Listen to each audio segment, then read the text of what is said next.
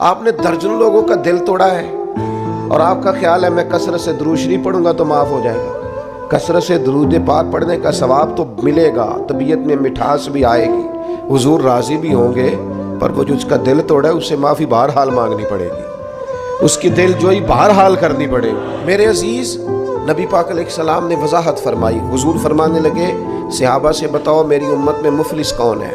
یا رسول اللہ صلی اللہ علیہ وسلم جس کے پاس پیسے نہ ہو وہ غریب ہے، مفلس ہے۔ تو حضور نے فرمایا میری امت میں تو مفلس وہ آدمی ہے جو قیامت کے دن پہاڑ کے برابر نیکیاں لے کے آئے گا، نماز، روزہ، حج، زکوٰۃ، صدقات، لیکن کریم فرماتے ہیں کسی کا اس نے دل توڑا ہوگا، کسی کو گالی دی ہوگی، کسی کو برا کہا ہوگا، نتیجہ یہ نکلے گا کہ اللہ تعالیٰ وہ ساری نیکیاں ان لوگوں کو دے دے گا جن کو تکلیفیں دیتا رہا، پھر بھی اس کے ذمے حقوق بچیں گے۔ تو اب جن کو تکلیف دی تھی ان کی گناہ اس کے ذمے ڈال کے پہاڑ کے برابر نیکیاں لے کے آنے والا آدمی بھی دوزخ میں چلا جائے گا۔